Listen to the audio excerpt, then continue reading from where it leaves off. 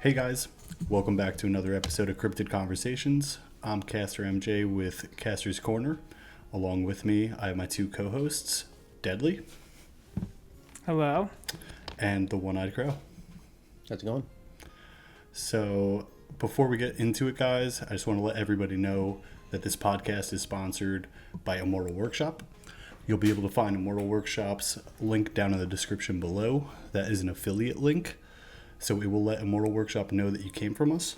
Or if you are just shopping on his website, you could use code CasterCorner at checkout, and that will also let him know that you came from us. So this week, guys, we are just getting into the spooky season. Seance spoilers are happening pretty much almost, daily at this point, it seems like. I don't know if that's accurate, but it seems like it. So we just want to talk about Seance and what we're excited about and the things that we're seeing pop up, between the Twitch streams and the whatnots and everything on Discord and stuff like that.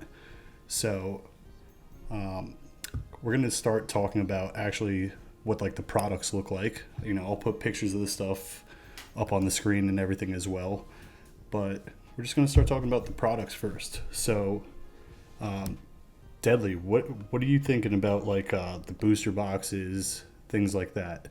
The artwork, anything that you're feeling right now? So the spell book looks really cool. It's got the cool pentagram on it. I think the artwork on that box is super, super cool. And I really like, I know I'm kind of segueing into another topic, but the blisters. I really like how they're consistently doing multiple pack arts. I guess multiple promos in the front, so it gives more versatility. There's more options. I think it's more chase, so I like that too. So you're most excited for the blisters, you would say, probably? I like what they've done with them. I like how there was 4 in the last set in UFO. I like what we can expect right now to be another 4. Yeah. You didn't like collecting a bunch of Cumberland Dragons in Wilderness? No. I have a lot of those too. Yeah. So Ian, out of what we see here with the new products that are coming out, what stands out to you? Yeah, the theme decks I think is the big one for me because I'm super excited for the dual aura, and they're really the theme decks and release event decks have been dual aura in the past, but more of a little bit of here's a 1-drop lightning mixed with your frost species, right?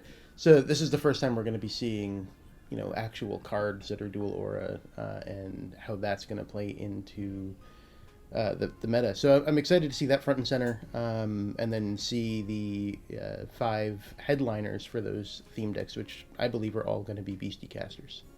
So do you mind telling us what those 5 theme decks are? Yeah, we have the first one that was teased was Saint Germain, which is Spirit Dark. We have Rainbow Wizard, which I am forgetting off the top of my head what that one was. That was Light Dark. Love, which is Water Earth. We have Morgana, who is the Queen of Wands. In the tarot cards. She is Forest Spirit, and M, which is Fire Light. So we're seeing M for the first time in the card game. That's something I'm excited for. M is huge in the story. He's one of the most powerful wizards, or I don't know what you would call them. It's not, wizard isn't the right word, I don't think, right? Caster, yeah, that makes sense. Yeah, but yeah, I'm excited to see him in card form, honestly. But I'm also excited for that forest spirit one. That's something that I've been talking about, wanting to mess around with myself, building deck wise. is Forest Spirit, so that kind of stands out to me as well. Now, I am excited as well for the spell books like Deadly mentioned, because also it's been teased to us that there's probably going to be a hollow aura in the Brick of Aura again. And that's going to be the first time that we've seen that since Cryptid Nation 2nd edition, I believe. And I know I like trying to collect those, honestly. I like trying to use those in decks to bling out and things like that. And you even use them in your casual spell books when we play casual. Yeah. All right. Well, way to flex. He doesn't care. If it's shiny, he wants it. Yeah. So I'm excited for that personally, honestly. I'm also always a fan of the release event decks. That's just something I've always personally been a fan of. Yeah. So I'm excited to see what we have in store. And I always like that it's a surprise, you know. To me, that's exciting. I don't want them to spoil that. I want there to be some element of surprise. And usually there's some decent cards in those release event boxes as well. Yeah. The history has been, there's been very, very, very good cards in those release event decks. In my opinion, the best card in the game came from one of those release event decks, you know, so that's gassy. But what do you guys think about the artwork of the booster box being that it was painted with the blood from the artist? Ian, your face is glowing there. It's interesting. I can't say that it was my favorite thing when I learned about it, but it pushes boundaries, I think. And when you look at what they did for UFO, right? They sent stuff into space, and then they're like, okay, well, we're gonna send some foil up, and that's gonna be part of the booster boxes, right? Yeah. So how do you top that? You make your artist bleed for you. No, but it is pretty cool, and you know, it is exclusively done in Afton's blood. There was no paint or anything mixed in there. She confirmed, and then that was used to create the tentacles and all of that. And I don't know. It's grown on me. I'll say it's grown on me. Yeah. Deadly. What are your thoughts? I don't have I mean, if anything, I mean, it makes me cringe a little bit, but I think that's what they're going for, and I think that that's a desired reaction. So I think that they are getting exactly what they want out of me. I'm pretty indifferent. Like, you do what you want to your own body, you know what I mean? I have piercings and tattoos and stuff like that, so I'm not one to tell somebody not to poke themselves with something. But I think it's pretty smart for like a marketing thing in a way. And you know, I'm not against anybody doing something for business, you know, and I think it's pretty smart. I think it's gonna attract a bunch of people. It's creative. Yeah. I mean, I don't know whose idea do you think it really was? Do you think it was Afton's? Afton? It was Afton. It was Afton's. Yeah. And then it's just an artistic expression. Pretty that's much. Literally all it is. Yeah, that's pretty much it. And here's the other thing too, is I believe that Afton has a lot of fans who probably are gonna now seek out the box more, just because it was Afton's blood that did the art. You know what I mean? So like literally that in itself could sell more boxes. And again, the print run is a little more limited, so it might work out. Like overall, you know, like the marketing being a little risky, like you said. I think it will appeal to a certain group of people, and I feel like a lot of that group of people are already possibly into Metazoo. You know, a lot of Metazoo's fans are like horror fans, are, you know, into like this stuff already. Pretty much, I feel like. I know I am anyway. It's part of what drew me in originally around Nightfall last year. And I don't know if you guys remember this as well, is there's going to be a card coming up that also the reds in it were done with Afton's blood. She hinted that it was the set after Seance, but then wasn't sure if it was announced which set it was yet, so it's either going to be SCP or native. Gotcha. So I have a question. So I'm looking at a picture of 4 different arts for the blister packs. Is that the first time that they've done that? Or have they done I know they've done the 4 different cards in the blister packs before, but have they done 4 different blister? Yes. They've done both of that. Yeah. UFO, if you look at the blister packs, you're talking about the cardboard. Yes, correct. Yeah. There's slightly different colors. The same colors as the packs Yeah, themselves, these are just which was different. there was a silver. Yeah, it's just different colors and stuff. I feel like it. I was just going to point out, because if it was the first time, I feel like it would like add a different level of collectability to those blisters on top of that. It wasn't as prominent in UFO because the color scheme was very similar, but we're seeing, some purples and blues and whatnot with Seance. Yeah, everything was pretty much grays and silvers and stuff in UFO. But no, I'm personally excited to get my hands on all these products and rip them open. Like I said, I love those release event boxes. That's kind of what I'm looking forward to the most. So I like to get every single one of them. So I end up buying like 20 of them. Yes, you do. Usually, because I end up getting 5 of the same one. So along that lines, though, Immortal with UFO sold them as open box. So checked them out ahead of time, and then was able to, if you only needed, Blue Mist, you could just get the Blue Mist. Yeah, I just recently ordered those from him because I do the opposite. I do the opposite of MJ. I basically buy like maybe 2 or 3, and I end up getting all the same, and then I'll wait, and then I'll find someone who's selling them open so I can buy them singularly, and then I don't have to waste a bunch of money having 5 of the what was that one? What's the one from last set? Wilderness. We all had that dragon, the dark the Lake dragon. Chilean monster. Yeah, the Lake Chilean. I have so many of him. Does anybody want one? I'll send you one for free. Just message in the comment below. I'm dead serious. We went to a release event. We went to a release event tournament, and there was only 6 of us there or something like that, and 5 of the 6 of us got that. We were all playing that deck basically. Yeah, it was pretty bad. Yeah. But yeah, let's get into some spoilers then and talk about some cards that we've seen and things like that. So just going in order here for things that we've seen kind of as we've been seeing them. I'm seeing here Crystal Ball. Yeah, that was Collecticon in Long Beach, right? That's where they gave this one out. Yeah, that's where they had the spin wheel and all of that. Yep. So that was the first cards that we seen with the Seance logo on the cards, I believe, right? Yeah. Yep. So this card reads: if you were playing in a caravan, this artifact has Spirit trait.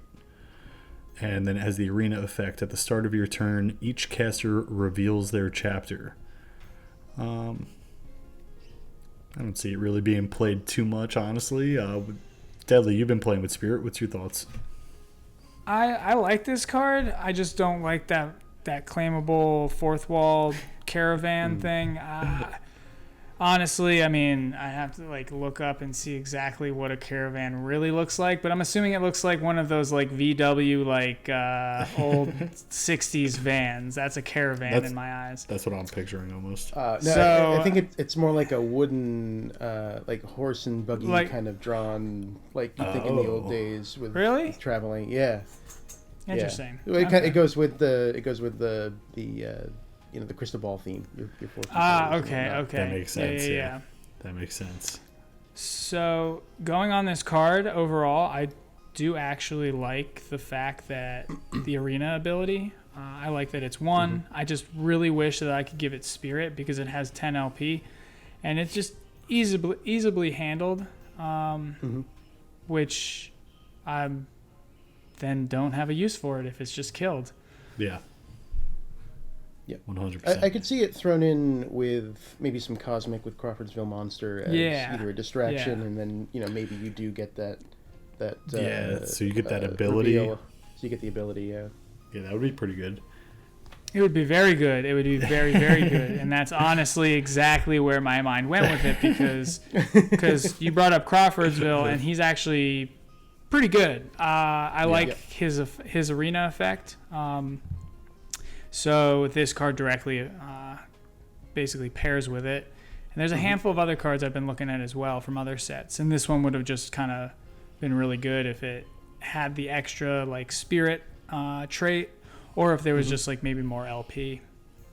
Yeah, definitely that.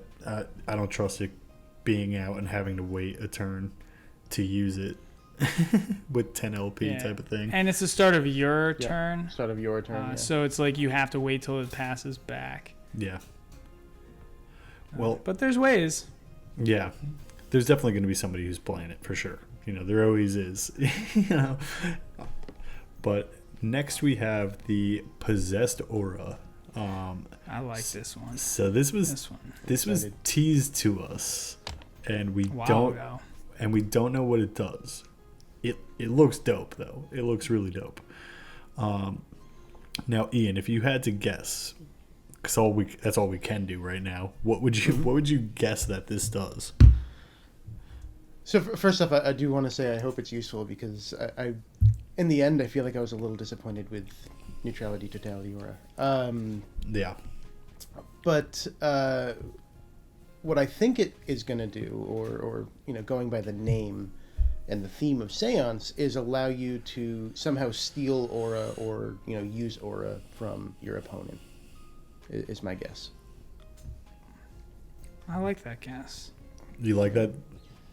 I do. I think actually me and Ian, I think all three of us maybe had talking on the side on what we thought it was. And this one is definitely tough, but I feel like it may have something to do with like I know we have dual aura already, but we have the artifact essence dual auras, and then we have the double aura. We don't have any one auras other than neutrality, the fatigue for 2. So I could see this maybe being like a dark spirit, where it actually fatigues for maybe 2 spirit or 2 dark of your choice, something like that. So I have a little bit of ideas running through my head. One of them is that maybe it lets you turn one of your auras into a different aura type. So let's say you have like electric aura out. You could fatigue that one maybe and make your electric aura into a forest aura or something else, Another idea that I had was that maybe it possesses, kind of like what Ian was saying, maybe it possesses the opponent's aura, but it does it in a way where it's like, you can't use yours next turn or something like that. Instead of like us being able to use theirs, you can't use yours because I possessed it, something like that. Yeah, that's an interesting thought. I like that one too. Yeah, they were just random speculation thoughts for what could be, what I think might work in the game. The first one you mentioned wouldn't really be that different from Prism Aura, though, right? Because the way you kind of described it was turn one of your auras into which is just kind of Prism Aura, choose what you want this one to be, right? Yeah, it would be that, but not as good. Not as good. Yeah. The other thing as we were just talking, I was just thinking too is like, what if it is possession of one of your auras, in the sense that like a spirit takes it over and then it has some form of attack. So if you have extra aura that you're not using, it could potentially give you a way to then use that to attack the opposing caster. Kind of like the fire elemental, where you fatigue. I think you fatigue her, and then you can take one of your flame auras and turn it into a 30/30 LP elemental or something like that. But but then you get rid of it, or something. Yeah, which makes the card really bad after that. As soon as you start taking your aura and throwing it into the afterlife for a 30/30 LP Beastie, card needs to be banned.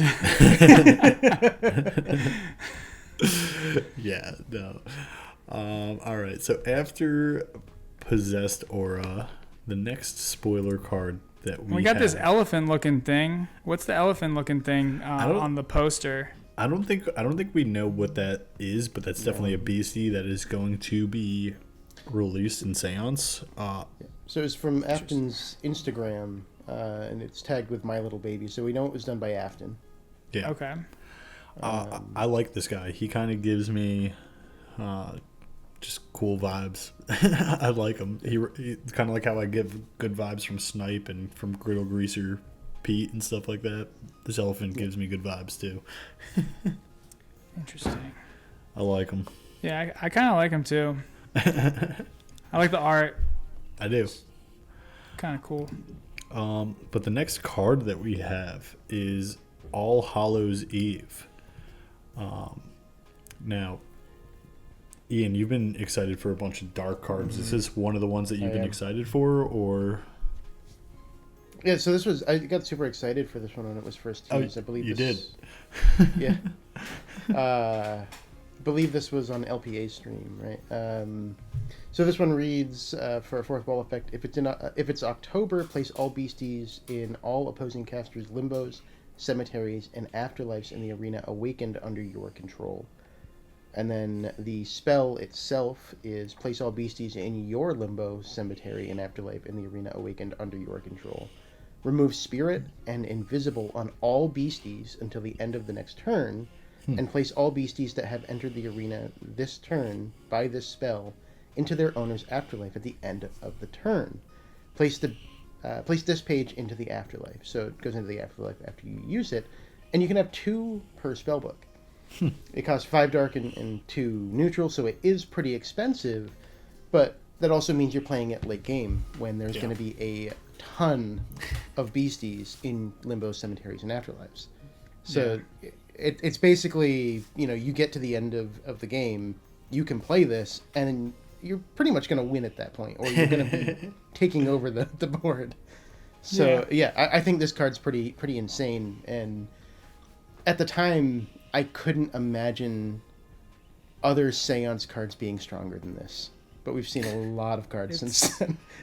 This one's extremely strong. It's extremely strong. It is. With that being said, it is a 7 cost, and it's circumstantial to having beasties in your or your opponent's if it's October, I guess. Only yours. So you Only basically... yours, I really like this card too.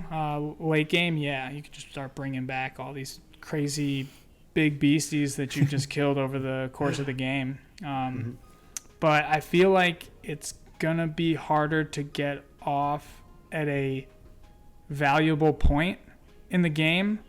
I feel like maybe, I don't know. I just thought of a random use for it. So you could use this for your opponent's species as well, right? You can Only use if it it's for your October. opponents only if it's October. Oh, all right. Yeah, just ignore that. Yeah, So- then never Even mind. though it's about to be October. I was gonna say it would be dope in my Grim deck then, because I don't really have beasties in my Grim deck, but you have beasties in your deck. You know what I mean? So I would be able to use this before I am able to get Grim out still. So I do think this card is going to be somewhat popular right after release up until November. So even at Salem. November I think this 1st. is gonna- until November 1st. Even at Salem, I think it's whatever's going to happen during the Salem event. We don't really know yet. No. I think this card is going to be used for anybody that's building dark spellbooks. I mean, I'm Assuming going to throw it in a assuming- spellbook. Assuming Salem is constructed, that is. It could be sailed. It could be, yeah. Yeah. All right. Well, moving on. The next one is something I'm excited for. So in this picture, there's 2 pictured. It's another LPA leak, and it is. I don't know how to pronounce this. I don't know if I'm going to pronounce this right. Chassis Gallery. Is that right? That was perfect French. Chassé. Oh, I didn't know it was French. Gallery. I don't know. I'm a dumb American, man. You Yeah, know? Well, MJ, can you read the other one for us? Diath. Nice. Diath. Good job. But no, chassé, so it's French. So I'm going to go with chassé. And I don't know how I would say the other part in French. I don't know never French. I didn't take French. I know it's French, though, because it's from Quebec. That makes sense. Yeah. That makes sense. That does make sense. Good call. See, this is why you're on the podcast. We needed somebody smarter than us on here. I just over here, I'll just make fun of them. But Deadly, why don't you read this one for us? Yeah.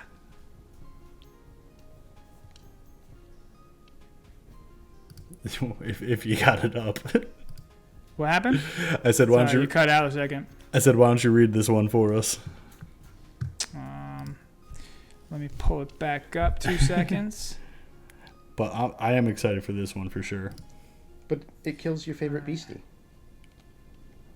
It does a lot of stuff. It does a lot of stuff. All right. There's a lot of stuff. So we got the Beastie vehicle, Chassé Gallery. We got a 3 dark, 2 spirit, 100 LP Beastie vehicle from the Seance set.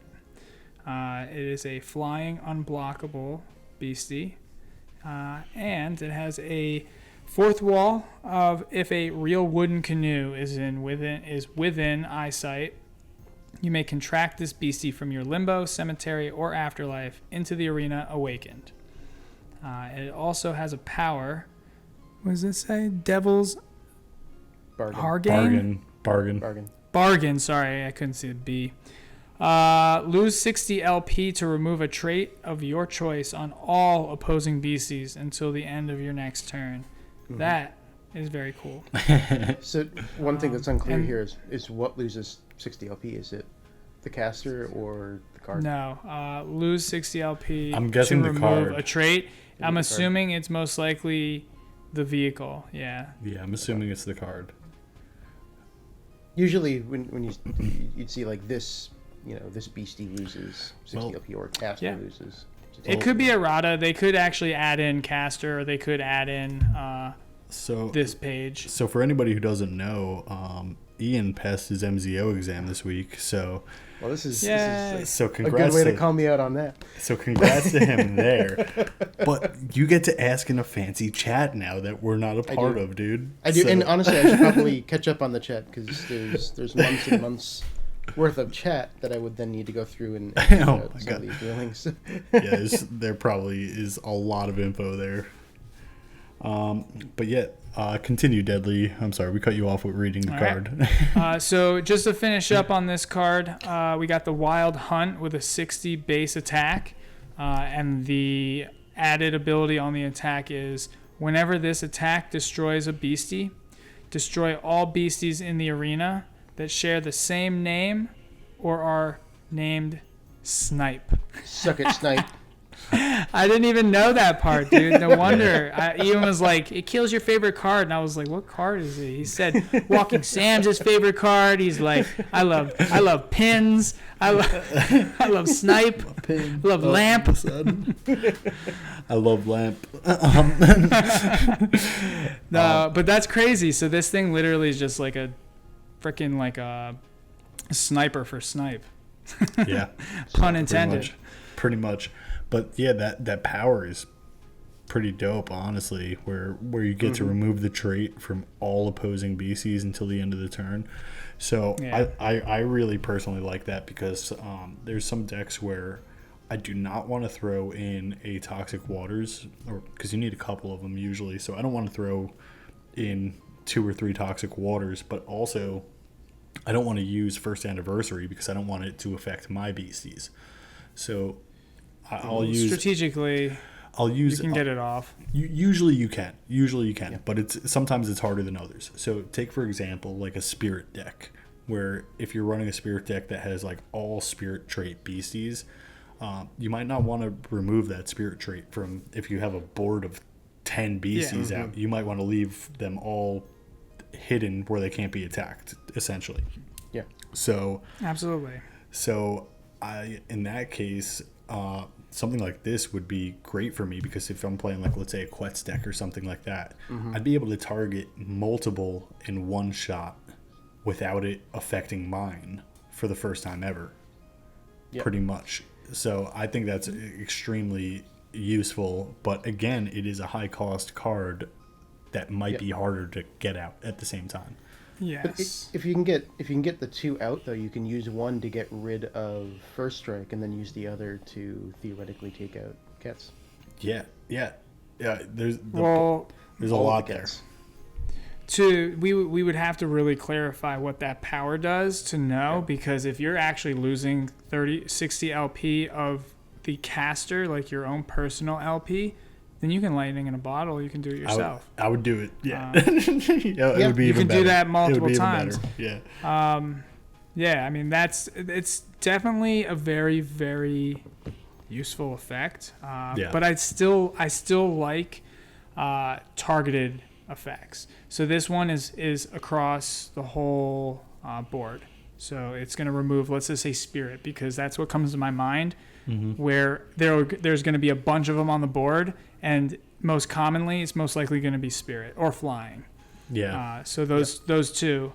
But then what happens, like Ian just brought up, Quetz. It's got First Strike. So first off, I have to get around the Flying, but I also have to get around the First Strike.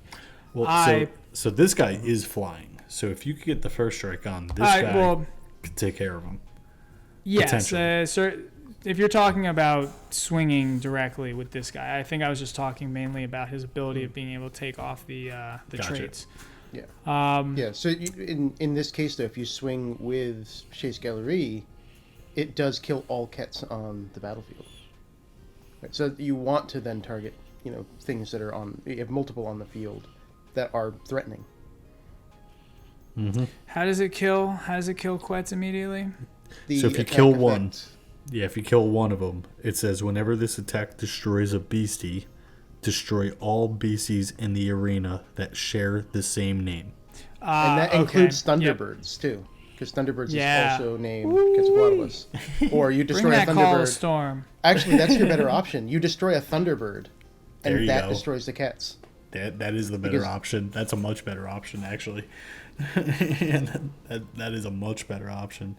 But yeah, I'm real excited for this card. 100 LP off rip. That's pretty intimidating right there. Yeah. So then the next one on this little picture is the spell Death, and this is a 3-drop, 1 neutral, 2 dark. You're allowed 3 in your spell book. Some cool artwork there from Kelsey Giacchino. It's super cool. It says, if you reveal a Death tarot card to an opposing caster, you may contract the spell anytime a beastie page is being contracted. Then it goes on to say, do not resolve any effects of a beastie page being contracted and place it in limbo. Or you may place 1 dark, light, or spirit beastie with an aura cost of 2 or less from any limbo into the arena fatigued under your control. Ooh. So interesting. That is interesting.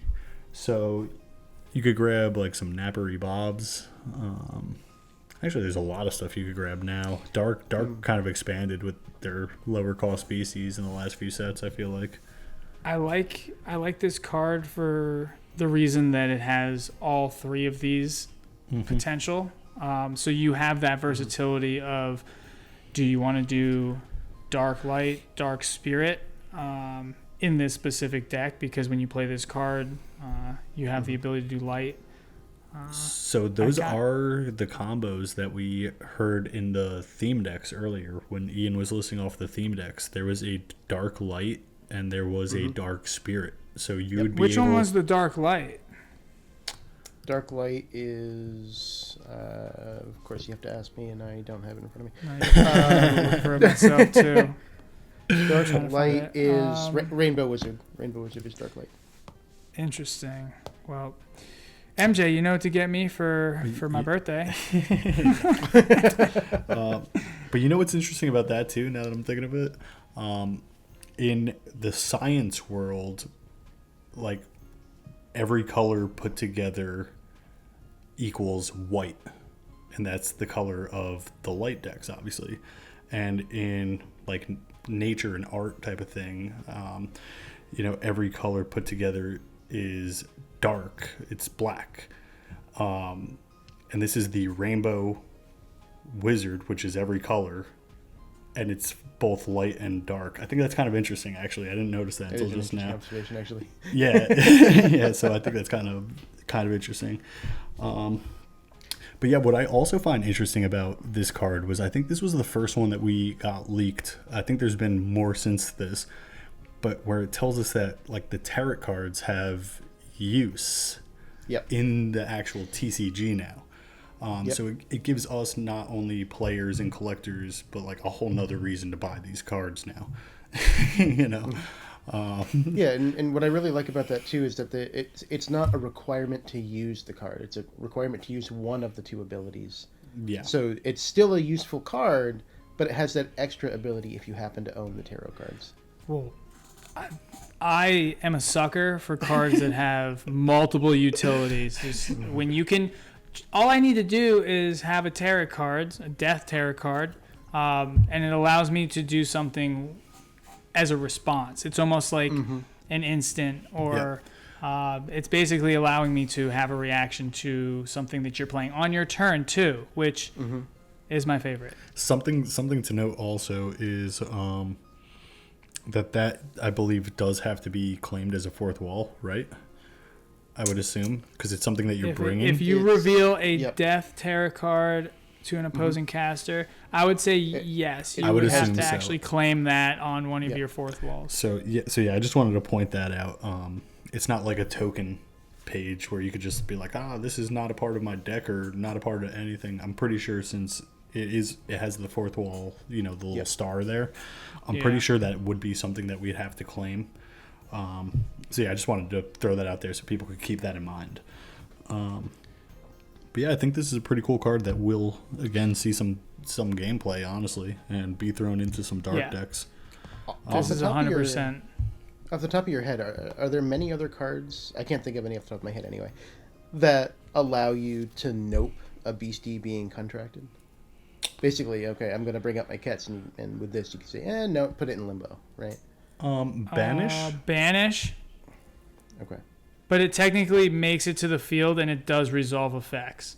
So basically, if you played a, I don't know, if you played like a card with flash, and then I banish it before, when it comes out, before like on a response, it would actually trigger the flash because that's the contract. It's upon contract. And then after that, the banish would take effect. Yeah. So this card actually reads, do not resolve any effects. So basically, no flash, no. Yeah. Yeah. It just like doesn't even hit the arena, essentially. Yeah. So, very cool card. So the next little spoiler we have, I'm going to pass it off to Deadly. It is Casey Jones. Perfect. The reason I'm passing this one off to Deadly is, in case you guys are listening and you have not heard yet, the three of us are a part of a new website that launched. It is called Metazoo Archives. And it is just a website that is archives of Metazoo content. It has some gameplay articles that both Deadly and myself write. Ian, the One-Eyed Crow, he takes care of the news aspect, just like his channel, where he releases some articles on news. We also got Termantic in there, and he's writing articles about, the lore of the game, just like his YouTube channel does.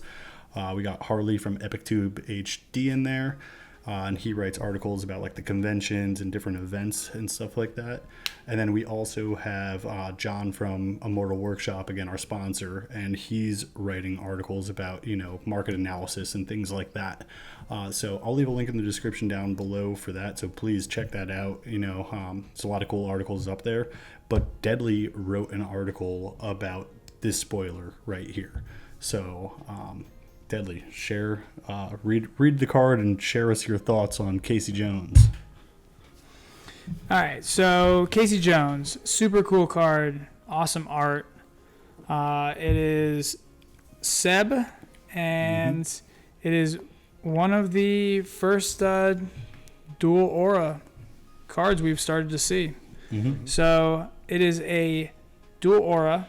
It is flame and spirit. It is 4 flame, 2 spirit, and it has 50 LP. Card name is Casey Jones, and you can have 2 per spell book. It is a Beastie Spirit tribe.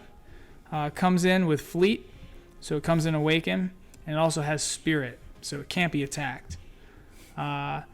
This card has a contract ability. You may search your spellbook, limbo, cemetery, or afterlife, so literally anywhere, for a page with the name Ghost Train, and place it into the arena awakened. This card has a power, Cannonball. Send a beastie you control to your afterlife. Target opposing caster is dealt 100 damage. That is crazy. What? Wait, no, I did not read that. That is very That's crazy. amazing. Yeah. So this card, needless to say, is very, very OP in my eyes. It has a lot of abilities. Basically, for six aura, 4 flame, 2 spirit, whatever. For 6 aura, you get to bring out a spirit beastie. But not only do you bring out a beastie, you get to grab from anywhere. It could have been discarded. It can be in your afterlife. It could still be in your spell book. You go and grab Ghost Train and you bring it out into the arena awakened. So he's ready to rock. He's ready to go. The ability below on this card has Cannonball. So basically you fatigue Casey Jones and you can target one of your own beasties and then put it to the afterlife, and then target opposing caster is dealt 100 damage. So that's pretty crazy when you're only given 1,000 damage or 1,000 LP to start. Yeah. So you do that 10 times, you're dead. Not like that's actually going to happen, but with that being said, this pairs with a couple other cards in Spirit, which it gets me really excited, because in our gameplay video, the first game, better run out for me. Second game, if you watch it, you just see some familiars and some spook lights or something. So But hold on. I'm gonna interrupt real quick. So you're talking about the flame versus spirit gameplay. Game 2 might not be released by the time this is released. So I'm just throwing that out. So you guys got something. Yeah, you guys have something to look forward to. So regardless of that, basically familiar and actually, wait a second. Cannonball takes it and puts it directly into the afterlife. It basically pairs with Ghost Train. Ghost Train, when you send something into the afterlife, you make a train sound, and you get to take that page and put it under Ghost Train. Ghost Train, you can fatigue, and then utilize the cards underneath Ghost Train to bring out into the arena at no cost other than fatiguing Ghost Train, and then it comes out into the arena, and then you actually can use it. You can use its abilities, you can swing with it, you can sacrifice it again potentially if you can get Casey Jones awake, but it does be removed after, so that's Ghost Train. But yeah, dude, sack your spook lights, have some fun. You can do a lot of things. Yeah, you know, you can do a lot of things with this card. Yeah. Can I ask you guys a question? Yeah, of course. What is your Ghost Train sound? Mine, I always, so I actually play Ghost Train in my spirit deck. Private.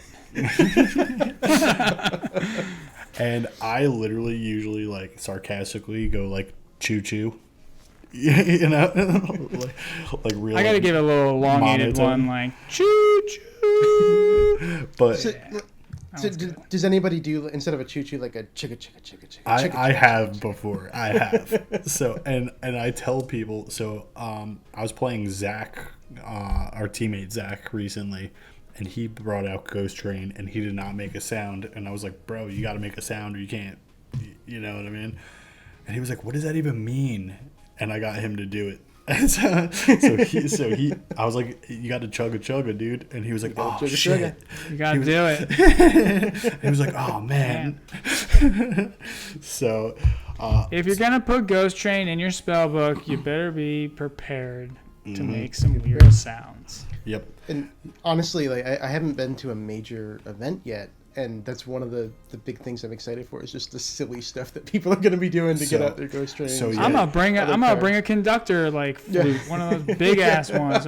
Woo! So you actually see some interesting stuff. I know, like at Caster's Cup, everybody who was there knows, like, there was people doing the Jersey Devil scream and stuff like that. Screaming bloody murder. Yeah, dude, there was this guy, one of the games. He was an awesome guy. I don't remember his name off the top of my head, but he was a real cool guy. And he was sitting diagonal from me. So there were tables of, like, I think 3 people sitting across for each game, and, like, your opponents, 3 across. And so the person just, like, right diagonal to me to the right was the guy playing Jersey Devil. And right before he goes to, like, play, he's like, guys, I'm sorry. Like, he, like, let us all know. He's like, I'm sorry, guys, this has to happen, though. I'm sorry. At least he gave you a warning. Yeah. You didn't have to do that. He went in, So yeah, I'm real excited to play Spirit. I don't know how many times I got to say it on this podcast to you guys, whatever, but I'm going to keep on saying it. I'm so excited to play Spirit. I love Ghost Train. If you guys go back to our episode where we talked about our favorite cards, that was my favorite card from Cryptid Nation. Like I said already, I use it in my Spirit deck and stuff. So you will be hearing me make those noises for sure once this set releases, because I'm so excited for Spirit. I'm so excited for this card. I got a lot of ideas already brewing for this guy. Him paired with Gassy in a Spirit Flame deck, I think there's a lot that could happen there. I think there's a lot that could happen. So I'm real excited, but if you guys want to know any more, like I said, check out Deadly's article in the Metazoo Archives. Oh yeah. So Ian, on to the next one. The next one that we got spoiled was actually a Comic-Con spoiler. Yeah. So you want to read us that one? Yeah, so this was actually accidentally sent out. This was received by some people instead of their second anniversary celebrations. So this is called Join the Seance, which is a reference. People got these? People got these already, yeah. Bro, I didn't get one by accident. I was just looking at it, and I was like, yo, this card, I really, really want it, and I'm not going to be in New York. I know. I wish I got one of these by accident, but by accident. Me too. Yeah, right. So, New York Comic Con, right. So, it's a 2-cost neutral. It's called Join the Seance, 1 per spellbook. And it's essentially a first anniversary celebration, but, I think a little more useful in my opinion. Mm-hmm. So, it nullifies all traits from beasties that do not belong to the Metazoo Seance set until the end of next turn. So, if you're using Seance beasties, you're fine. So if you're building around Seance, but if your opponent's not, it's useful. So personally, I would side deck this and see what my opponent's using, and then I would include this instead of first anniversary celebration. I want to point out something as well, because this is something that confuses a lot of people, myself included sometimes, honestly, depending on how it's being used. But this goes for, and we don't know if there are any, so again, this is just speculation, but this goes for if there's any reprints in the set as well.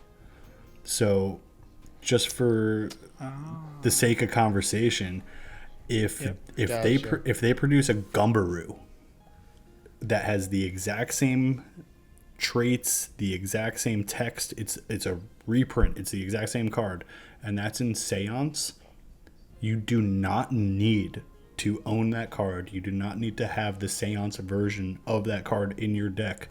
It is still a beastie that is in the Seance set. So I just, again, wanted to throw that out for anybody who's a player or somebody who's getting into the game. That's something to keep your eye out for. You know what I mean? Yeah. Be aware of that. I'm going to be honest. I don't like that ruling. I'm not the hugest fan of it either. There's not really much that it applies to yet besides really Hero Quest, and they have like the Jersey cards is really what I'm worried about. Like Quetz is now in Wilderness. Like you could use the Wilderness promo on Quetz, like things like that. You know what I mean?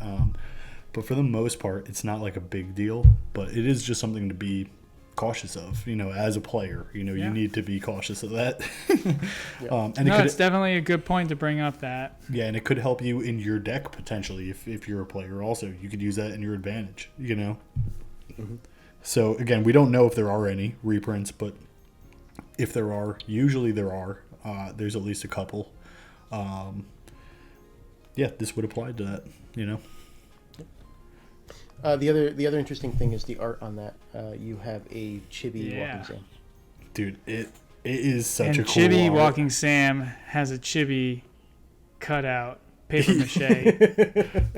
So, Chibi Walking Sam. So, do you guys know the lore behind Walking Sam? I don't actually. No, not off the top of my head. No? Where's Trementic? So he's pretty creepy actually. He's one of my favorite. It's basically like something like a Native American spirit that I'm gonna butcher it. So yeah, Trementic would be better, but it basically like convinces children to commit suicide. Jesus. It's like a spirit that like apparently like talks to children and convinces them to commit suicide. It's pretty dark shit, dude. That's some pretty dark shit. So it's even more aggressive to me that he's got a bunch of like kids hanging from him, knowing that he's the one that convinced these kids to hang themselves, essentially. Right. Moving on. Yeah, it's pretty dark. I like them. That's why I like them. I'm into the dark shit. So the next one we have is a spell, and that spell is Embedding the Soul. And you could have 3 in the spell book. They cost 3 light, and it has a 4th wall effect that reads, "You must say, 'Let there be life,' to contract this page. All artifact equipment under your control unequips and enters the arena under its owner's control. All artifacts under your control lose the page type artifact and gain the page type beastie. Recover 30 LP and lose all effect text. All pages that gained the page type beastie from this effect with an aura cost of 1 or more gain the attack Soul Slash, which has base damage equal to the page's maximum LP when this effect resolves." So this is kind of interesting. There's a lot to digest there. But yeah, I don't even know. That like had so many words on it. I couldn't even tell you what that card does right now. So in simple, I mean, Ian told us before we started recording. So, but in simple, it's basically like you could give certain artifacts a power to attack, essentially. Yep. Yeah, so I can see this being used kind of as a trick deck until people kind of catch on about it, of getting some artifacts out that people just kind of ignore, and you're like, okay, cool, the power on that's not very useful, I'm just going to ignore that, I'm going to focus on, attacking caster or attacking beasties, and then you play this after you get a handful of artifacts out, and then you have a bunch of new beasties out, essentially, that you can attack with. And around the same time that this was teased, one of the artifacts that is coming out at the end of this month, theoretically, if the release date is still the end of the month, is the What's Your Passion promos. And the gold What's Your Passion promo is a 2-drop neutral with 75 LP. So you don't even, and the power on that card is interesting. It is, if you're wearing gold jewelry, target beastie or caster recovers 50 LP. You don't even have to be wearing gold jewelry to get it in the arena. So you could get this in the arena and not be wearing gold jewelry, and then your opponent's like, well, that's useless. Okay, whatever. And then you play Embedding the Soul, and all of a sudden it's attacking for 75. Interesting. That is interesting. That's very interesting. We also just got teased the LGS promo, which is artifact as well. It's nothing. Sam's backpack? Yeah, it's nothing too crazy, but it goes with this. It's an artifact that could be used with this. I do expect to see a couple people try to build artifact heavy decks. So with something like this. So my question now is, the LP does not change though, correct? So the LP would remain the same. It just gains an attack. Artifacts with the control lose the page type artifact engage. I believe that's true. Yeah. So. Yeah, equal to the page's maximum LP when this effect resolves. So yeah, so they keep the same LP and then their attack mirrors. Yeah, I don't mind it. I don't hate it. You know, I think we'll see some decks with it, like you said, and I don't think some people will be prepared for it. I don't think people are prepared for light in general. Honestly, I think people sleep on light. Yep. But some of my favorite deck ideas, you know, maybe they're not. excuse me. Maybe they're not super competitive, I guess. Are the ones like you're saying with Fourth Wall? You play Fourth Wall because it's that like what the hell effect that your opponent gets. And this is one of those cards of like, oh, okay. You know, you can kind of like play with your opponent's mind a little bit and then drop this and everything changes. It's all. That's why I always want to play that New York Rat King promo as well, because I don't think people are going to be prepared for a deck that nullifies the first attack on any 10 LP beastie. So you swing in at my exploding rabbit. Nah, sorry, nothing happens. Oh shit, I need to do that twice. You know, you're not going to be prepared for a deck that's like just focused around that. I feel like, granted, I haven't built one that's successful yet. It's still just a dream of mine. It's because you're not in New York City and you don't have Burrow, and he can be killed within 2 seconds of you putting him out. Yeah. So my idea is always to throw him behind Stone Man, but I just haven't been able to make that work yet. Well, Stone Man's attack, so I can still do a spell to whatever's behind it. That's true. Yeah, so it really is not. The Burrow part would be better for it. Deadly. Would you like to read the next one for us? Which is Sentry Box. Yep. All right. So we got a Sentry Box Devil. It is a 3 cost, another split aura cost. We have 2 dark and 1 spirit. Max LP is 20, and this card actually has the Immortal trait. Beastie Demon. This card has a boxed blood as the power. If this beastie has 0 LP, destroy another beastie you control to have this beastie recover 20 LP. It's a very strange ability, very strange power considering he only has max 20 LP, but he does have the Immortal, so he can go to 0 and still be existing on the arena. The arena effect is where this card kind of comes into what its usefulness is. This effect is nullified if this beastie has 0 LP. Each time another non-token beastie you control is destroyed, each opposing caster destroys a non-token beastie they control. So basically the only way to get that arena effect off is when he has LP.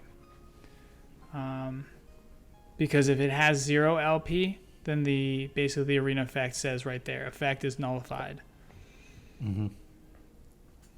So we have, that's just the arena effect and the power. Then we have a base attack of a 0 with Sulfur Shadows and 1 burn. And a 4th wall. If a real Sentry Box is within eyesight, this attack deals plus 100 damage. And I think, Ian, what did we say a Sentry Box was? I think we looked it up. Yeah. Yeah, so it's basically a small, like, wooden, I don't know if it has to be wooden, I guess, but it's a small cabin that guards, so if you think of, like, Buckingham Palace, you know, guards, they can get out of the weather, essentially, or sentries, you know, can get out of the weather. So it's like a coffin, but you stand up. Yes. And it have a cutout hole people can look at you Little people. Yeah. So one thing I wanted to point out on this card, it's not the only one that's like this, but it has an attack of 0. So a lot of people get deterred when they see that. Most of the times, the BC, if they have an attack of 0, it usually has some type of power or ability, and that's really what it's going for. However, and I say this because I would not build your deck around this, you can power up red this Beastie. Yes, it has an attack. It has an Immortal. Oh, okay, so he has Immortal. Okay, but my point is when a BC has a 0, you could still power up red and make it so it has an attack. But a lot of people don't realize that. They almost think it's like Loveland Frogman, who has no attack. It's not. Power up red, you can still put it on an Immortal Beastie. It just loses Immortal, right? Correct. Does it lose Immortal, or does it... No, yeah, that's all that happens. Yeah. It still gains the 100, but it loses Immortal. But, yeah, that's something... Power up red, yeah. Place power up red under target beastie. While power up red is under a beastie, the beastie it is under loses and cannot gain Immortal. Got it. Yeah. But most people won't play it on an Immortal BC. Most people would rather have the Immortal trait most of the time from everything that's been out so doing far. something else. Yeah. But, yeah, I just wanted to point that out. Just because it has a 0 attack doesn't mean that it can't be power up redded. A lot of people assume that it can't be, just like as if it wasn't an attack. It still is an attack. Yeah, I think this guy is pretty interesting. I honestly don't see myself using this one. It doesn't impress me as much as some of the other ones that I've seen, but I could definitely see its use. And I personally like the artwork and the actual like BC itself. Yep. I see it as a distraction beastie. Right. It's another one of those things you put down. They're going to want to make sure it's always at 0. And then if you have something small like a spook light or something out, something with 10 LP that's going to die quick anyway. Yeah. You can just sacrifice that to get your 20 back, and then it's the first thing that they need to knock down again. Otherwise, they're going to be destroying their beasties when they take something else out. Yeah, exactly. And then the other thing, too, with that, right, is each time another non-token BC you control is destroyed, it doesn't say that, your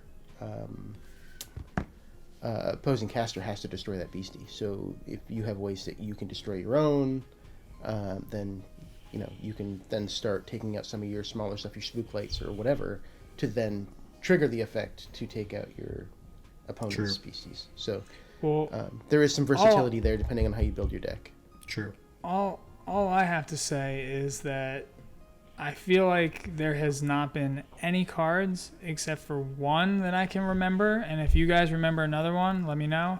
There hasn't been any like self-sacking cards, like self-sacrificing, where you can actually fatigue an ability and sacrifice your own beastie. There's the whole destroyed trait. If you look at Casey Jones though, and send a beastie you control to the afterlife. Oh well, I'm talking about since. Right? I'm talking pre-Seance Spoilers. Right. Yeah. So, but I think there's going to be things that can pair with that will then cool. Absolutely. Send one of your things to the afterlife. You can destroy your beasties a bunch of ways. I feel like. Well, so a few beasties. So tell me how many. Tell me the ways that you can destroy your own beastie. You could hateful demise your own beasties and stuff. Right. Wakinian has a destroyed effect, right? So yes, but there's lots of ways. I feel like that's not necessarily so. Okay, you can destroy the beastie. You can destroy its like. There's beasties that can destroy itself. Self-destruct. But I would argue that there are a lack of cards that actually sack your own beasties. Like basically like Mocha Vampire, which is what I was getting at. You guys cut my head off before I could even get there. Wait, there's more. There's a bunch. I was like, dude, all right, tell me. I don't think there's a bunch, but there are a few. And like the Wakinian's a 1-drop, right? You can sprinkle that in and still get it out in this, right? I guess you guys. I guess I'm not like so. It's not destruction. It has nothing. It's not about destroying itself. It's about sacrificing the beastie for another purpose. Yes. It's like sacrificing versus destroying. There's two different terms. Gotcha. So there's this one, but Mocha Vampire, which is what I was getting at, is the one that can do that. And these are all coming into play now, which is really cool because there's more of them now, and they're more reachable because this is a 3-drop. Yeah. Rather than Mocha Vampire being like a 5-drop. I don't even remember what Mocha Vampire is, but I actually like Mocha Vampire, and I'm upset that people don't use them. Yeah, he's I think a 5-drop flyer. I think he's got like 60 LP. I think he gets plus 10 or 20 with like Suburban or Nighttime or something. All right, let's move on to the next one. Ian, you want to read the next one? No. No, I have it up now. Yeah, okay, so we have a spell. It's a flame spell called Scorched Pages. You can have 3 per spell book. It costs 2 flame aura, and the card reads, you may contract this spell at any time. Sorry, you may contract this page anytime a spell, potion, or terra page is contracted. And it has 2 possible effects. The first one is lose 125 life points. Do not resolve that spell and place it into the afterlife. Or do not resolve that potion or terra and place it into the afterlife.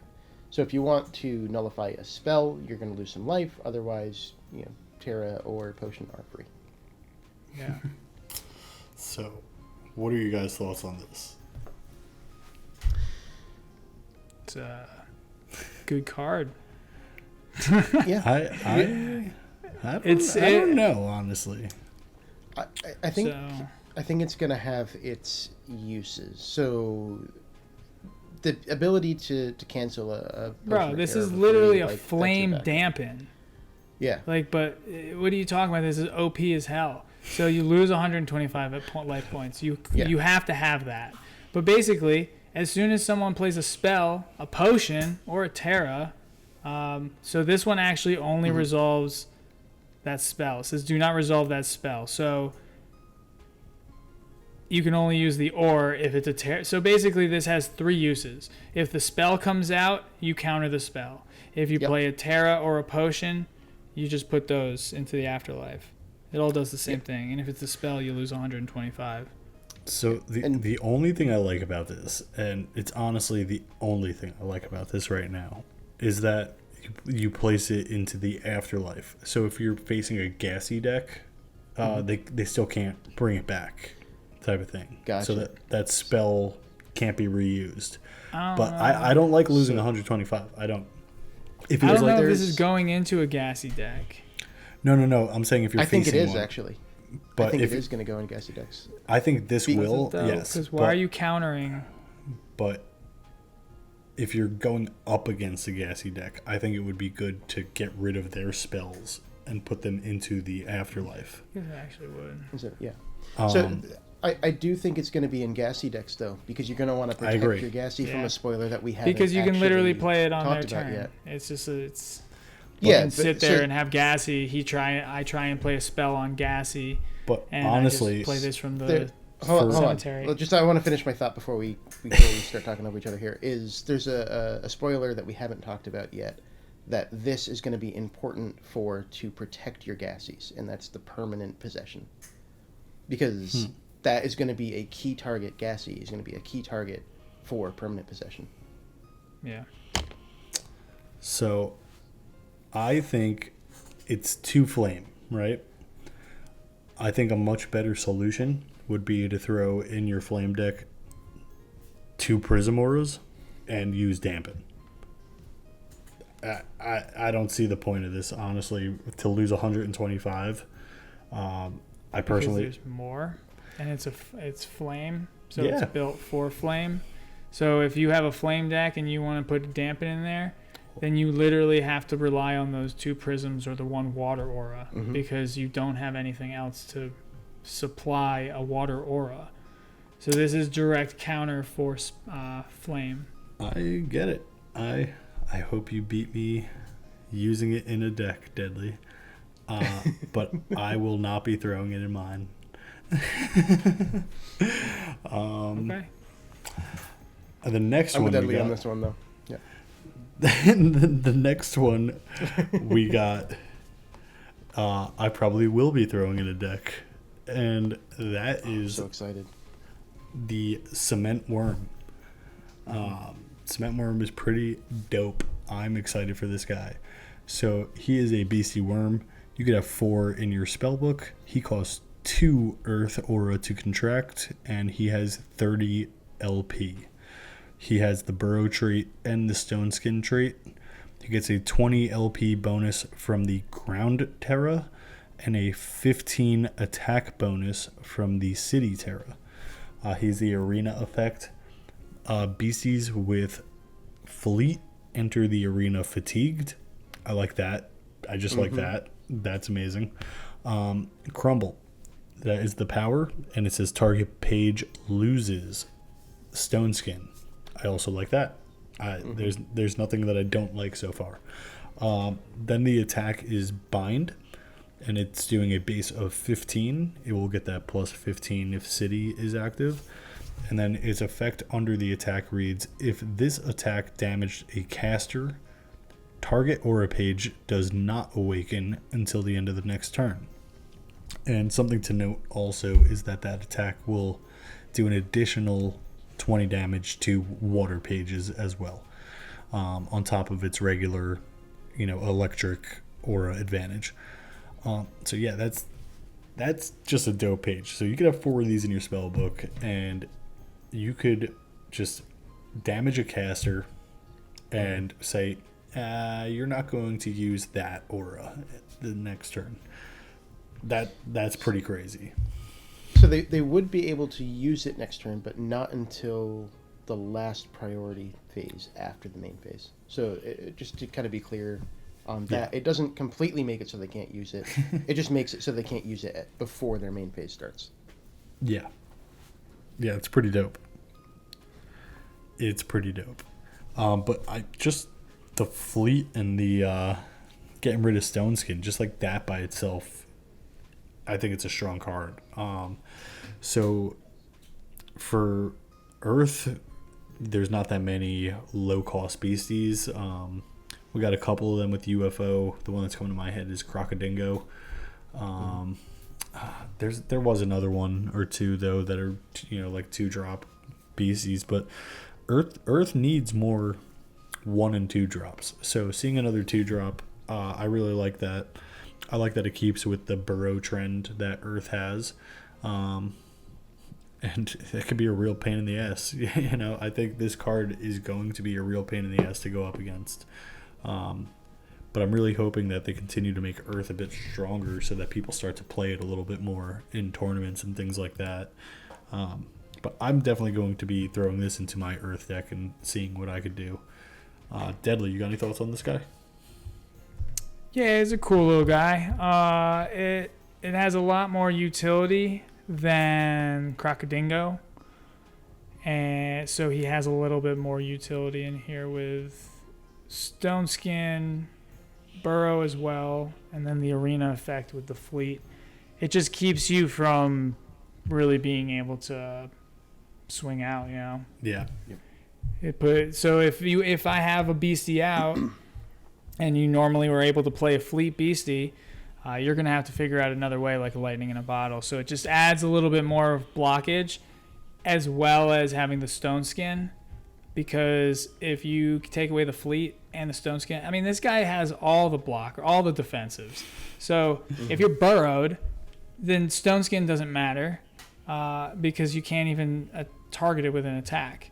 You can't target it with anything. Yeah. Except potions. Except for potions. But with that being said, like, you're taking away Fleet from a beastie, so even if it wasn't burrowed, the Stone Skin to Fleet, if you're taking away the Fleet, the Stone Skin is the only, like, you have to swing into the beastie with Stone Skin. So it just kind of puts that extra barrier, taking away that fast acting Fleet, being able to swing into whatever beastie you want. For sure. Yeah, I like him a lot, honestly. It's like cement, slowing people down. Yeah. So, Deadly, read us the next one. Ghost Forest? Yeah. Ghost All right. Forest. Look at these little guys. Look at these little ghosts hanging out. Who's that in the background? Is that Satan back there? That is what is, I think, theorized to be a spirit Wendigo. Ooh. So in it was kind of hinted at, one of the things with the lore is that Wendigo can change its form depending on the caster who's controlling it. Oh, wow. So, so there is a theory that we are getting a spirit Wendigo. I hope Very so. cool. I hope so. Very cool. Well, this looks like it's going to be potentially an assistant to Spirit, but who knows? Let's read it. We have Ghost Forest. You can have 2 per spell book, and this is a spell. It costs 2 Forest Aura, and the ability on the card is you may contract this page at any time. Great start in my book. Great start. For each of your non-token beasties destroyed this turn, create a haunted tree token. 30 LP forest beastie with 30 damage attack. This page enters the arena as a forest special terra page in the next available terra slot. So to define this card, it's another card. They have a handful of these cards that have been coming out. Basically, they have spell cards that take the place as an aura, a terra. It mimics a terra, and it stays out onto the arena in one of the terra slots and acts as in this case, this one's going to be a forest terra, but it's actually going to be a forest special terra, which goes into mechanics of cards on how to destroy certain terras. But yeah, I mean, this one is going to be a special forest terra, so automatically playing the spell is going to boost all your terra bonuses for forest up. And for each of your non-token beasties destroyed this turn, you're going to be creating every single turn. While this is, I believe, is this for each? Hold on, let's read this card real quick. For each of your non-token beasties destroyed this turn. So it's going to be just for one turn when you play the spell. But basically you play this spell, it acts as a forest terra, and when you play this spell, it's going to create these haunted tree tokens that turn into basically 30 beasties. It could be something. For each beasties you were destroyed. So, I don't even want to say it. I guess it's non-token, never mind. I was going to say the Spiderling tokens, but this specifically says I knew where you were non-tokens. going. Yeah, I knew where you were going. But yeah, non-token beasties. So- And since it's contractable anytime, you can guarantee that it's going off once if you play it in response to Yes. one of your beasties about to die. Yeah, just make sure you got that 2 forest aura up. Yeah, but yeah, I could see this one being Or just played for 2 sure. forest beasties that have has convert. Convert, yeah, that's true too. Yeah, I could see this one being played. Actually, though. no, you can't This- do that. Sorry, I'm going to correct myself. Ian, you should have corrected me faster. I didn't actually listen to what you were You saying. can't so I was thinking actually, something cool. I don't think you can fatigue your beasties for aura generation on an opposing turn. Yeah, I ran into that with someone, I think. I have not ran never- into that. I've never actually put thought into that. It's okay. One of my thoughts on this one too is if you're going up against a Chasse Galerie and you have something where it's going to destroy multiple of the same name beastie, play that in response, let them die, but they're all replaced by 30/30s. Ooh. So if you don't have a way to then cancel the attack or nullify whatever, you could still play this in response to them at least keep the same number of beasties on That would in be the arena. a 3 aura deck then. I like that.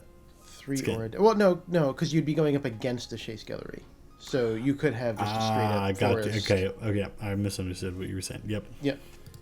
No, that's pretty dope then. Yeah. Yeah. So say you have a handful of Accidental Hounds out, and your Chasse Galerie is going to destroy all of them. You play this Gotcha. in response.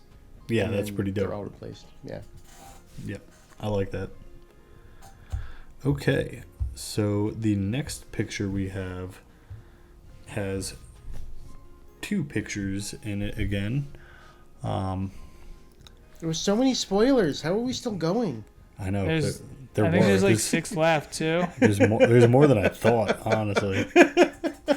All right, but yeah, there's not that many left. It's 5. So left.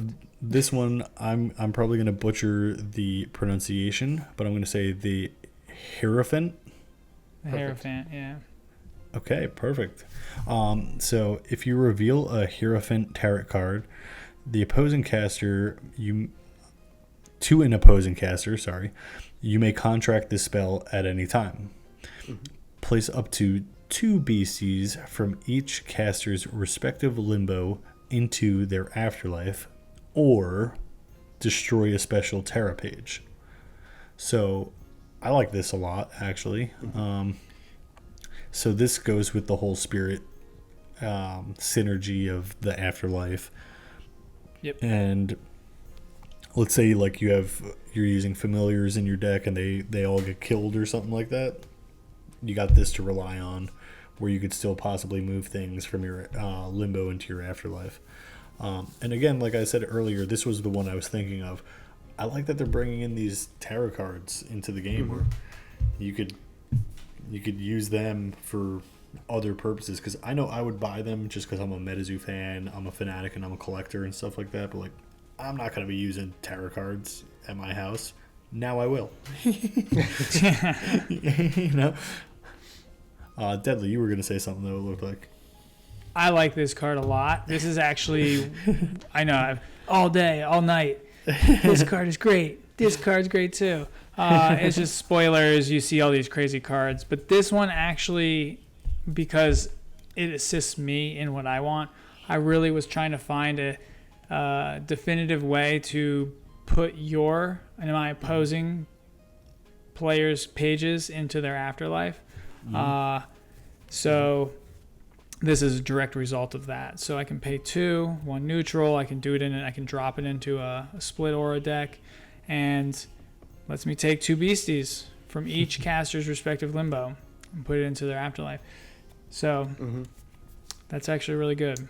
Yeah. And another card that allows me to play it at any time. if you have the tarot card, yeah. And I'm going to draw the tarot card. Right. What I liked about this one, as opposed to Death. So Death was the other tarot card spoiler, mm-hmm. where one of the 2 powers only could really be used when you had the Death tarot card. Both of these are still usable without the use it at any time. And one of the interesting things or uses that I have been thinking about for this is, if you look at Easton Evans' recent deck for Kansas City Collecticon, it was a fire dark deck, and the only thing that was dark in it was necromancy. Mm-hmm. So you could bring things back out. You could use this to then say, okay, well, you have these, you have a gassy in your limbo. Now that's going to the afterlife. You're not bringing that back out. Yeah. I like that somebody too. Somebody played a card against me this weekend. Or I know it wasn't against me, but I watched it being played, and it was Rest in Peace, and it allows you to take 3 cards from any cemetery and put it into the afterlife, and they use it as a result, or a direct counter to Gassy, basically to pull spells out of the cemetery. So I thought that was really cool, because the only way that I was using it in my head was to use it for myself. Mm-hmm. So that was very interesting. That is interesting, actually. Ian, you want to go on to the next one for us? If I can wake up my phone fast enough. This is one that's kind of cut off, so you might have you might not be able to get the whole thing. No, I'm pretty sure I know this one. Okay.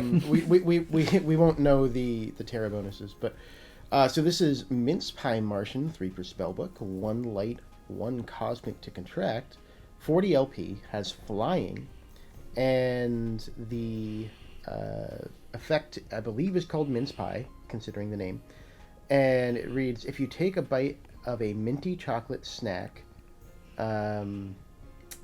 something target non or a light page in the arena into its Okay. Yep. I did not know what it said actually. It's all good. I don't either. Yeah, this is one we know.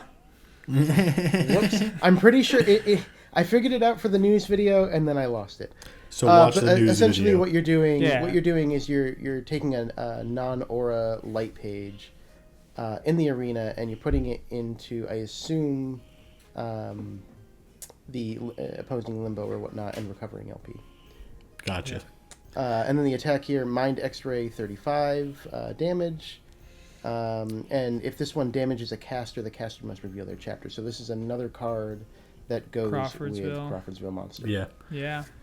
I really like the artwork on this one for some reason. Bruns did the art on this one. I don't know, for some reason it's catching my eye, and I like it too. I like the backgrounds of these cards. That's what I was gonna say. I like how for the dual aura cards they put the colors for the both aura on them. Mm-hmm. So this one it's kind of blending the cosmic and the light together. I like the stars on the side there. I like it too. It's almost like it's got the green almost like just in the dead center, and then it's got the lights on the outside. That's super cool. I was going to point that out for Casey Jones even, because that was the first one that I think got teased to us. That was dual aura a while this back. mince pie Martian, it's great. You can really, he stands out. Like his color scheme really stands out. Yeah, so we don't know exactly what it does, but we love its art. No, I think I did figure it out. I believe it reads. I believe it reads place target non-aura light page into in the arena into its owner's chapter to have target beastie recover 20 LP. So I believe it's a bounce back that also has 20 LP. Gotcha. Recovery. That's pretty dope. I think we'll be seeing this splash into decks. Yeah, that's being used. Yeah. It seems like a very, very dope card. Do you notice anything else about these two cards? They both are stamped Seance. These are spoiler cards. So those are officially off the printers and ready to be used for upcoming events. Which the first event they'll be at is New York City Comic Con.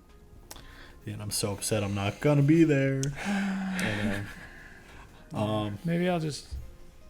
I don't know. I'm not too. Do it. Do it. All right, so the next one we have, again, this one's cut off, so I won't be able to read the entire thing. It is called the Betts Sphere.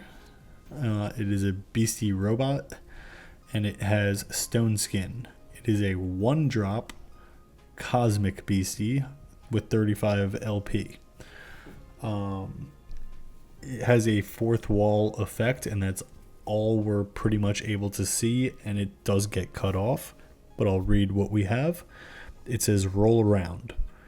Pick this beastie up, shake it, and place it anywhere in the arena fatigued. At the start of the next turn, you may hum. If you do, when an opposing caster targets a page you control, blank. Blank. So I'm just going to speculate here. I have a feeling it's going to do something actually pretty dope. I don't know what it is, but I have a feeling that's why they cut it off. I have a feeling they cut it off to tease us in a sense. Yeah. Because it's probably going to be something that's decent, and especially something that's decent for a 1-drop. That's just my guess. So if we're speculating, right? Yeah.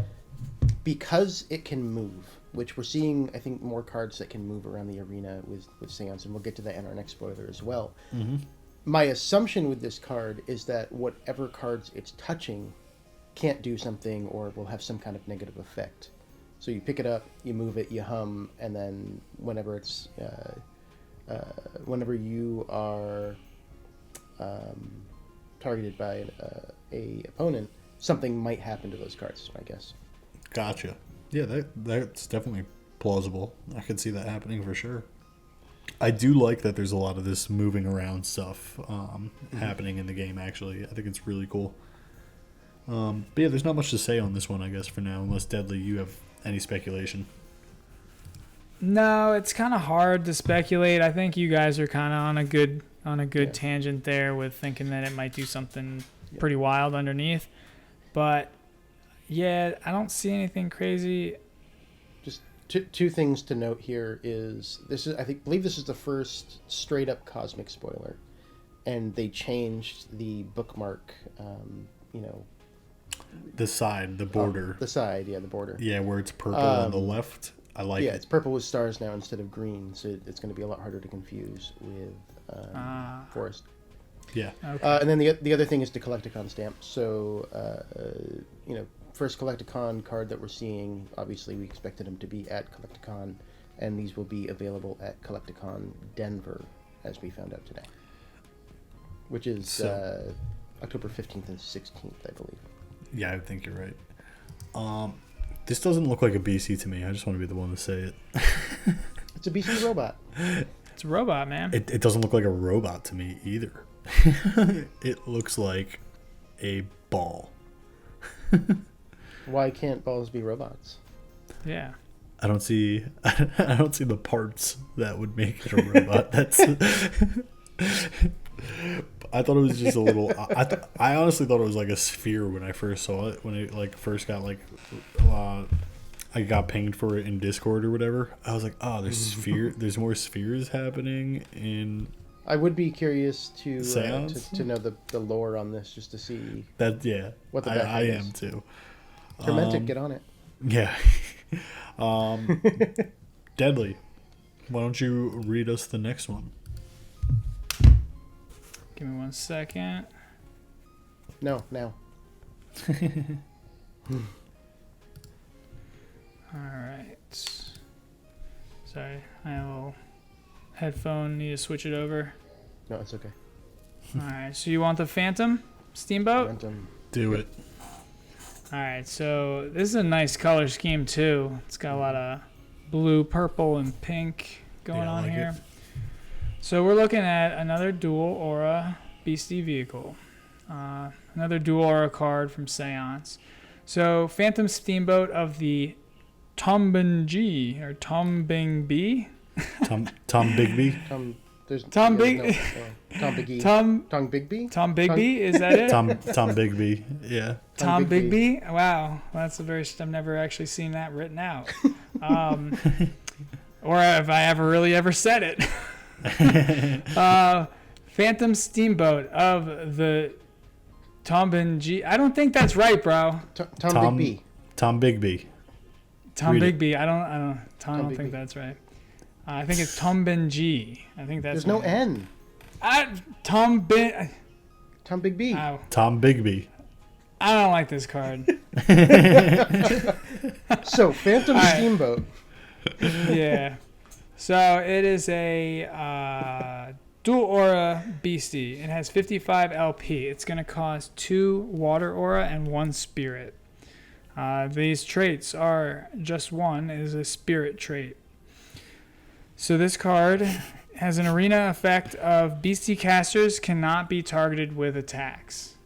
Interesting. Very, very interesting. Yep. So that protects your Adamakler, protects any of the theme deck beasties from Seance. I'm gonna have to make a list and see which ones that kind of meshes with.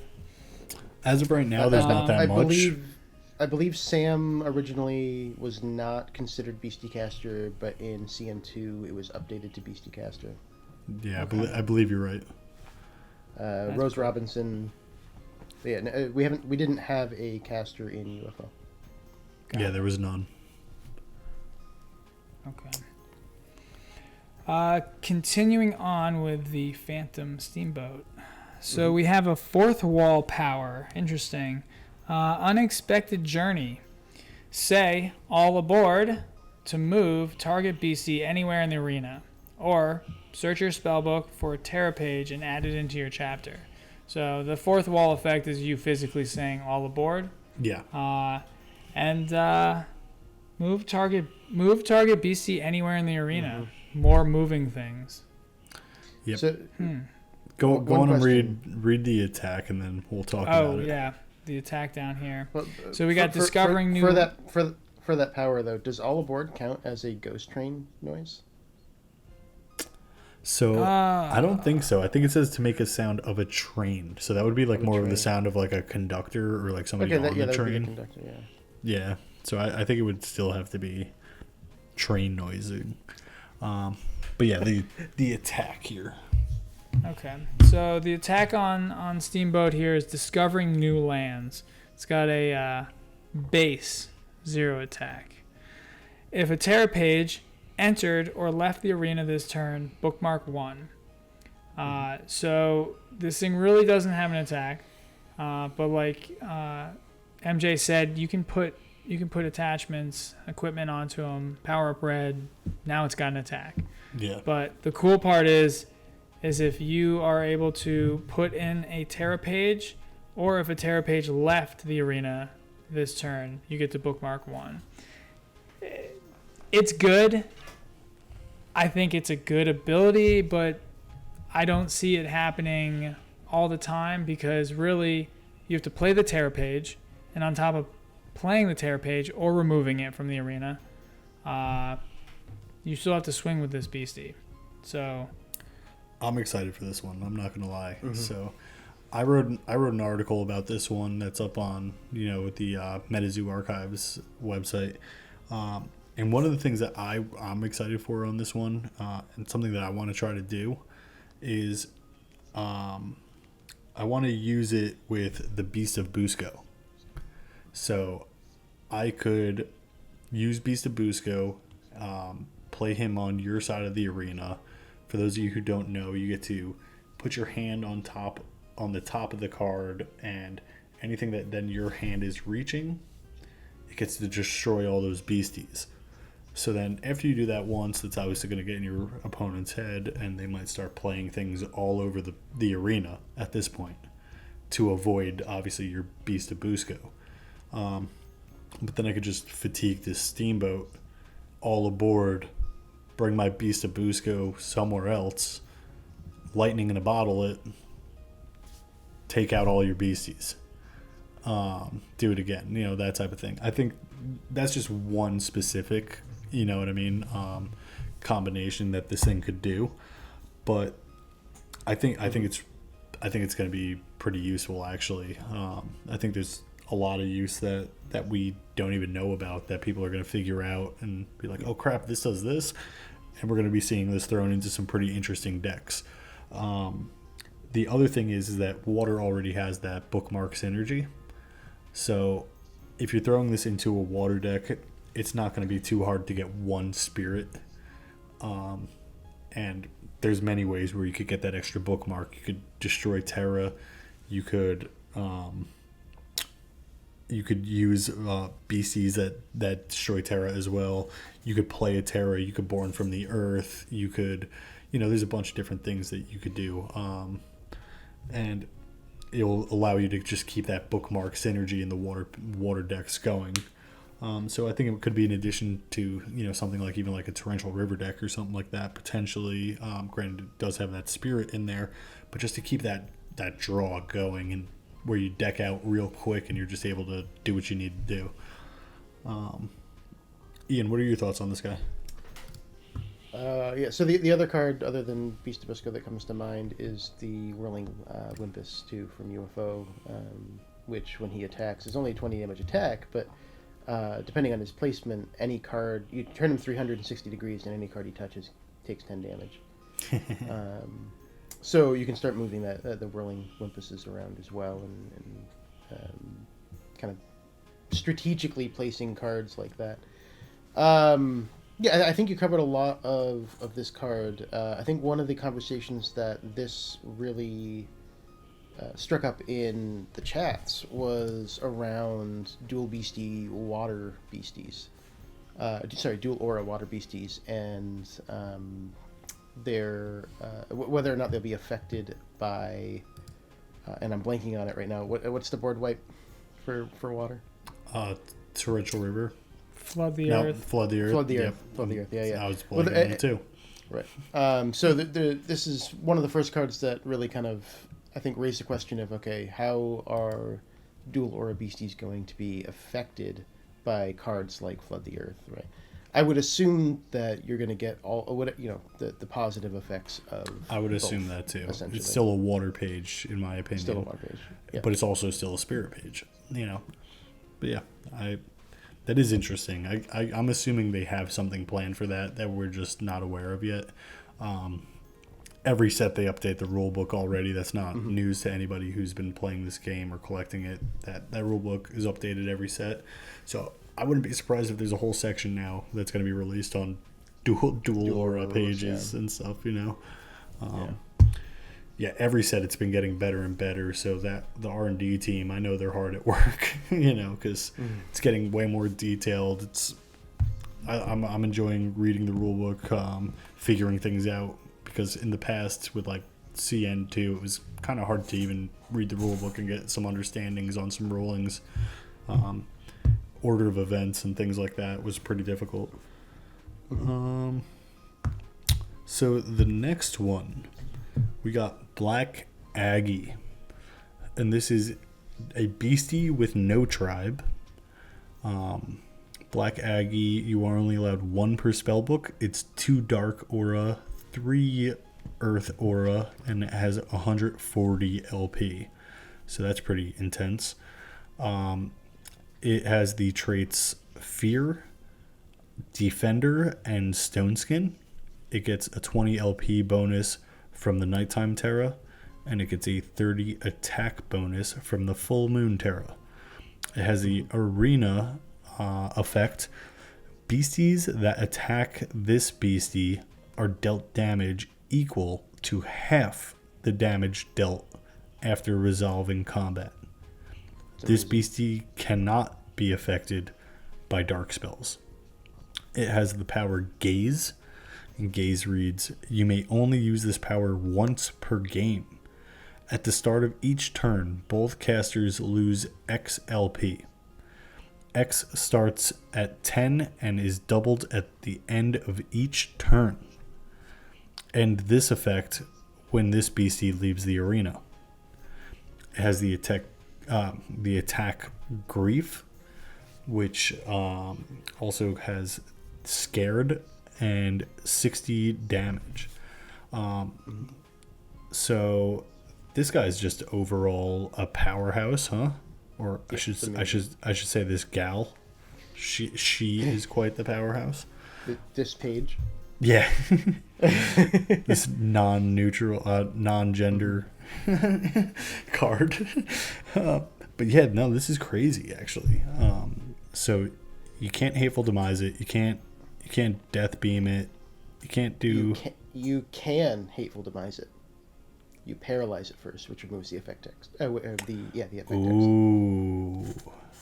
Yeah. You can do anything to it if you remove the Yeah. text box. That's pretty dope. Yep. I didn't even think of that though, honestly. So I'm glad you said that. But that's pretty dope.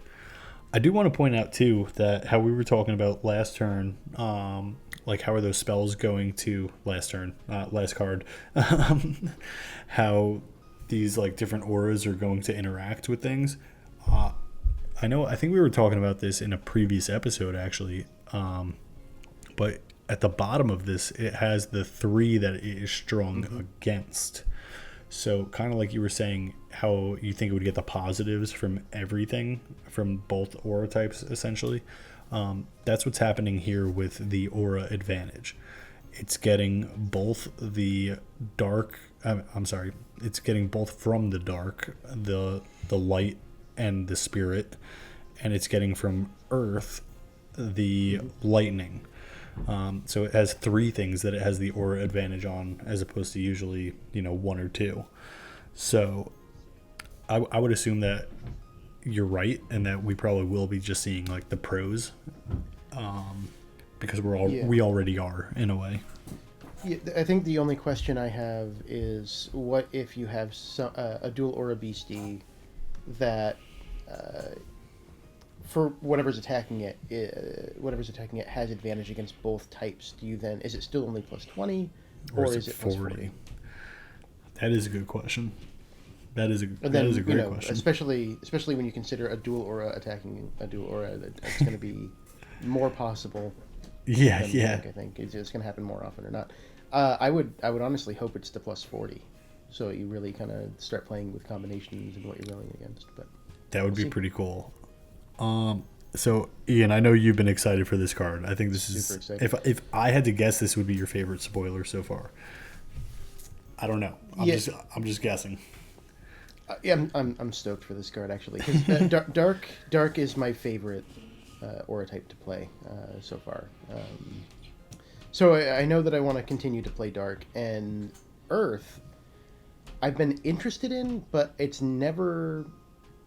I've never had cards that I wanted to build an Earth deck around. Even with Cement Worm, I wasn't fully convinced until I saw this card, and I was like, okay, well, this is great. And originally I did think, okay, well, you can't Hateful Demise it. This is amazing. It has 3 trades, can't Hateful Demise it. Yeah. And then I was like, oh yeah, Paralyzed actually removes the effect text, which will then make it susceptible to dark spells. But yeah, it's incredibly hard to remove. It has Fear, which is my favorite, which it's what I built my original dark deck around. Yeah. Defender, not Defender. Defender. Defender gives it 280 life points. And then the Stone Skin. So it's going to be incredibly hard to remove unless you can get a Paralysis out. You do have the Cement Worm, which can remove the Stone Skin as well. So, if somebody else is playing an Earth deck, they do have potentially ways to then start chipping away at this, outside of combat. But the power is really interesting to me, where each turn you're doing damage to both casters. So if you're ahead in life points, or if you have a way to heal, you could actually start Gaze up, and then the first turn it's only doing 10, second turn it's doing 20, but it ramps up fast. Third turn 40, 80, 160, 320. It doubles every turn. So really you're looking at 6 turns before somebody's dead, probably, by the time that you have the aura to play this and where life points might be. So, Gaze is going to be situational. You're not going to want to play that when you're down in life points.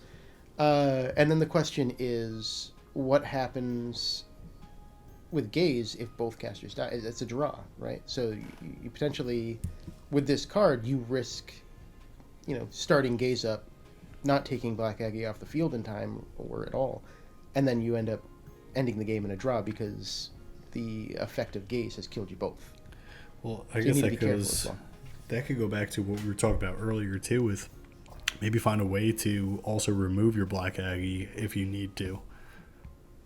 Set your own deck up for that. That might be something to mess around with or try out to do if you need to. Something like that. But yeah, this card has a lot of potential. It's going to be played for sure. It's pretty scary, honestly. Even just having 60 attack with Scared is amazing. Yeah. Without Gaze, in my opinion. So. Oh, and the mirror damage. I don't know if we've seen. Have we seen any other beasties with mirror damage? Mirror where damage. you attack it. So if let's say you have Babe out, and then Babe attacks it, which was a bad example. Oh, yeah, no, I do have Babe right here. Babe attacks it for 50. Black Aggie will take the 50 damage, but Babe the Blue Ox will take 25 back. Oh yeah. On top of swinging back with Grief. Yeah, that's pretty dope. That is pretty dope. That's definitely pretty dope, actually. Yeah, he automatically just that happens. Yeah. Yeah, that definitely is OP. Yeah. I wasn't even paying attention to that, but yeah, that definitely. Yeah, so you start Gaze up, and it's gonna Black Aggie's gonna be a target on your side, and they're gonna start whittling away their own LP of their beasties, trying to take Black Aggie out. Yeah, that's pretty dope. Yeah. All right. Well, we have one left in this long episode, so Ian, why don't you do us the honors and read us the last one that we have up until this point. Only one? Yes. So the last one of this very long podcast is Permanent Possession. So I did mention this one earlier. This one I do feel is going to be targeting Gassies a lot. So it's a 4 spirit, 1 neutral. So it does cost 5 aura to play. You can have 3 per spellbook, which in my opinion is too many. And the effect of this is choose a beastie in the arena and take control of it until the beastie leaves the arena. So we have possession from Nightfall, and that was possess opposing beastie until the end of turn. This is possess it until it dies, essentially. And what I think the strategy around this card is going to be, with the prominence of Gassy and how powerful Gassy is stealing Gassies permanently, so then you can start pulling spells out of your own cemetery, similar to what a Gassy deck does. So you don't need it. With how Gassy works, it doesn't need to be flame spells, right? So it's just whatever aura you control. It's useful in any deck. Yeah. So as soon as you get control of that Gassy, immediately it's a game changer. I really like this card. One thing I want to point out is that with the regular possession that we're used to, it lets you take control of that beastie awakened. This one, it's now in your control, but it doesn't awaken. So you might not be able to use it until like the next turn, your next turn, or something like that. Which again doesn't matter for Gassy though, with the spell effects. No. Right? Yeah. I really like the artwork on this one too, honestly. I mean, I knew immediately it was Poncho as soon as I saw it. That's just, it screams Poncho to me. But to me, for some reason, I'm getting like a real, like, I don't know, like 70s or like 1980s like horror vibe. It's the hair. Maybe it is. Maybe it is. But I'm getting that, and I know like Poncho's into like that older horror stuff and like those older horror comics, and I feel like it's really shining through on this one, and it's with the pink in the background, it's really popping and everything. I like this one a lot, honestly. Everything about it. I don't like that it's a 5-drop, but I understand why it's a 5-drop. Mm-hmm. And yeah, I don't understand why we could have 3 of them either. I think it feels like too many for something where you permanently take over a beast. It feels like 1 too many at least. I think it should be 1 or 2. Yeah, and then you pair this in a Gassy deck of your own. And, Deadly thinks it's perfect. I think that it's such a high cost that go ahead, run 3 of them. go right ahead and have 2 of them in your hand first hand, and then you can hold on to those the whole game. I agree. By all means. I agree with Deadly. Run them in your decks, actually. I stand corrected. Go ahead. Put them in. You run this in a Spirit Fire Gassy deck, and it doesn't matter how many you have. You play the first one, and then you just keep playing it. That's true, yeah. Yeah, you just need 1. Just take over the board. Yeah. Yeah, that's it.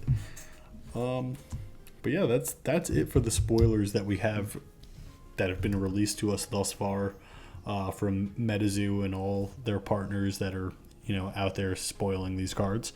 I just want to go around and get any last thoughts on Seance. Maybe what you're most excited for now that we went over all this.